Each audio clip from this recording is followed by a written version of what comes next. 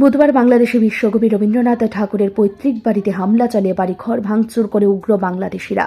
তার প্রতিবাদে রাজ্যে প্রতিবাদ কর্মসূচি নেবে ভারতীয় জনতা পার্টির পক্ষ থেকে। সেই প্রসঙ্গে রাজধানীর বাংলাদেশ সরকারের হাইকমিশনে বিক্ষোভ প্রতিবাদ কর্মসূচি নেওয়া হবে বলে জানান সাংসদ তথা রাজ্য সভাপতি রাজীব ভট্টাচার্য। বৃহস্পতিবার প্রদেশ বিজেপি কার্যালয়ে এক সাংবাদিক সম্মেলনে এই কর্মসূচির কথা ঘোষণা করলেন তিনি। এর পাশাপাশি তিনি বলেন, যখন বাংলাদেশে শেখ হাসিনা সরকারকে ক্ষমতাচ্যুত করা হয়েছে এরপর থেকে বাংলাদেশে একের পর এক হিন্দু মন্দিরে হামলা ভাঙচুর, হিন্দু বৌদ্ধ খ্রিস্টান প্রভৃতি অংশের মানুষের বাড়িতে হামলা হুজ্জতি ভাঙচুর ইত্যাদি চালিয়ে যাচ্ছে। একাংশ বাংলাদেশি মৌলবাদী এই সব ঘটনার পেছনে মদত দিয়ে চলেছে, আর তাতে আশকারা পেয়েই মুসলমান ধর্মের নাগরিকদের একটা অংশ হিন্দুদের উপর অমানবিক অত্যাচার চালিয়ে যাচ্ছে। এর থেকে রেহাই পাচ্ছে না শিশু থেকে নারী, বৃদ্ধ বৃদ্ধারা। তিনি বলেন, বুধবার বিশ্ববরেণ্য কবি রবীন্দ্রনাথ ঠাকুরের বাংলাদেশের শাহজাদপুরের পৈতৃক বাড়িতে হামলা চালিয়ে বাড়িঘর ভেঙে দিয়েছে। এটা বিশ্বকবির পৈতৃক সম্পত্তির একটি নিদর্শন। এই বাড়ি দেশ স্বাধীন হবার আগেই তৈরি করা হয়েছিল। অবিভক্ত ভারতের এই বাড়িতে এখন কেউ হয়তো থাকেন না, তবুও বাড়িটি ঠাকুর বাড়ির স্মৃতি বহন করে আসছে। কোনো ধরনের কারণ ছাড়াই এই বাড়িটি ভাঙচুর করা হয়েছে। আপনারা অবগত আছেন যে আমাদের বিশ্ববরেণ্য কবি রবীন্দ্রনাথ ঠাকুর, উনার পৈতৃক বাড়ি বাংলাদেশের শাহজাদপুর গতকালকে বাংলাদেশের অন্তর্বর্তীকালীন সরকারের যিনি প্রধান ইউনূসের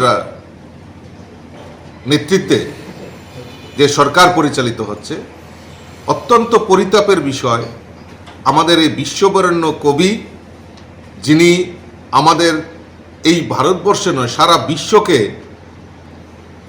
একটা সুদৃঢ় পথ দেখিয়েছেন। প্রদেশ বিজেপির সভাপতি রাজীব ভট্টাচার্য বলেন, বাংলাদেশের রবীন্দ্রনাথ ঠাকুরের পৈতৃক বাড়িতে হামলার ঘটনার প্রতিবাদে রাজ্যের সব অংশের মানুষকে দলমত, ধর্ম, বর্ণ নির্বিশেষে প্রতিবাদে মুখর হতে হবে।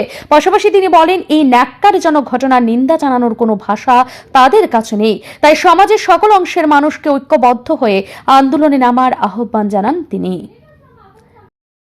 বিশ্ববরেণ্য কবি রবীন্দ্রনাথ ঠাকুরের বাড়িতে, পৈতৃক বাড়িতে হামলা সংঘটিত হয়, তার জন্য এই ন্যাক্কারজনক ঘটনার আমরা তীব্র ধিক্কার জানাচ্ছি এবং আমি সমাজের প্রতিটা অংশের মানুষের কাছে আহ্বান রাখছি, আসুন সবাই মিলে আমরা তার তীব্র প্রতিবাদ করি, ধিক্কার জানাই এবং যারা যারা এই বিশ্ববরেণ্য আমাদের কবি রবীন্দ্রনাথ ঠাকুরের যারা আমরা রয়েছি এই সমাজে, আমি সকলকে আহ্বান করব যে আসুন সবাই মিলে এই ন্যাক্কারজনক ঘটনার তীব্র প্রতিবাদ জানাই।